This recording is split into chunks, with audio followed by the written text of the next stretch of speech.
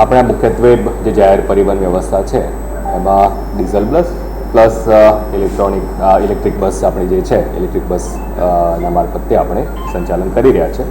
એટલે હાલનો આ જે પ્રશ્ન છે એ ઇલેક્ટ્રિક બસના જે ઓપરેટર છે એમને લગતો પ્રશ્ન છે. એમના જે ડ્રાઈવર એમના તરફથી હાયર કરેલા હોય છે એમના પગાર બાબતેને માગણીને લઈ અને પ્રશ્ન હાલમાં ઉપસ્થિત થયેલ છે. આ બાબતે આરએમસીના જે અધિકારીઓ છે અધિકારીઓ દ્વારા બંને એજન્સી એટલે કે જે ડ્રાઈવર પ્રોવાઈડ કરનારી એજન્સી અને બસ ઓપરેટર એજન્સી એમના અધિકારીઓને સાથે રાખી અને ચર્ચા વિચારણા કરી છે.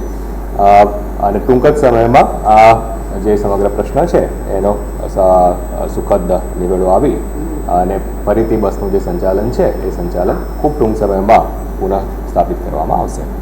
સર, વસ્તુ એવી છે કે છેલ્લા ઘણા સમયથી લોકોનું કહેવું છે કે પગાર રેટ કરી રહ્યા છે, એજન્સી વારંવાર રજૂઆત થતી, તો આ માટે કોઈ મધ્યસ્થી કરી નિયમિત કાયમ માટે આ સોલ્યુશન થાય એવા માટે કોઈ પ્રયાસ?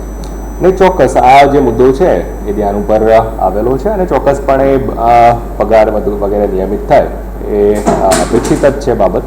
અને એટલા બાબતે જ આપણા જે અધિકારીઓ છે એમને બંને એજન્સી સાથે વાટાઘાટ કરેલી છે અને ભવિષ્યમાં પણ આ પ્રકારના કોઈપણ કર્મચારીના આવા નાના મોટા પ્રશ્નો ન આવે, ખાસ કરીને પગાર રિલેટેડના પ્રશ્નો ન આવે એ બાબતે જે પણ કાર્યવાહી આરએમસી તરફથી પણ સુનિશ્ચિત કરવાની થતી હશે એ ચોક્કસપણે આપણે સુનિશ્ચિત કરીશું. ટૂંક જ સમયમાં જે આખી સેવા છે એ પુનઃસ્થાપિત એમાં થઈ જશે.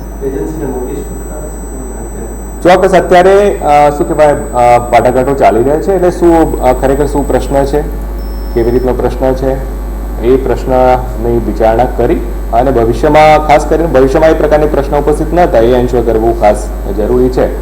એટલે જસ્ટ અત્યારે વાટાઘાટો કરી રહ્યા છે અને મેં કીધું એમ ટૂંક સમયમાં સેવા છે પુનઃસ્થાપિત થઈ પણ જશે. એટલે ત્યારબાદ એમાં એના અલગ પાસાઓ વિચારણા કરી અને જે એડમિનિસ્ટ્રેટિવ જે જોવાનું હશે અમે જોઈશું. સર, એજન્સીઓ કહી રહી છે કે આરએમસી તરફથી પૈસા પહેલા માટે નહીં, એવું નથી હોતું. ઘણી વખતે શું કે માર્ચ એન્ડ કે આ પ્રકારનું હોય ત્યારે એક્સ્ટ્રા લોડ કે પ્રકારની કાર્યવાહી થતી હોય તો 10-15 દિવસની કદાચ નાની મોટી થતી હોય છે, બાકી નિયમિત જ એમાં કાર્યવાહી થતી હોય છે. અને એ ઉપરાંત પણ જે બસ ઓપરેશન પણ થતું હોય છે, બસ ઓપરેશનના પણ જે નાના મોટા પ્રશ્નો હોય છે પ્રશ્નો ધ્યાને લઈ અને પછી એનો પેમેન્ટની બધી કાર્યવાહી નિયમ પ્રમાણેની થતી હોય છે. એટલે એવું કે ડિલેના એવા કંઈ પ્રશ્નો નથી હોતા, પણ સ્વાભાવિક છે મેં વાત કરીએ માર્ચ એન્ડ વગેરેમાં પણ ક્યારેક 10-15 દિવસનું ઓવરઓલ પેમેન્ટ વગેરેમાં ડિલે થતું હોય છે. એવું કોઈ મેજર કોઈ ડિલે ક્યારે પણ નથી થતું હોતું. અને એ બાબત પણ આવું પણ કંઈ પ્રશ્નો હશે તો ચોક્કસપણે એમાં પણ નિયમિતતા સુનિશ્ચિત થાય એ અમે એન્શ્યોર કરીશું.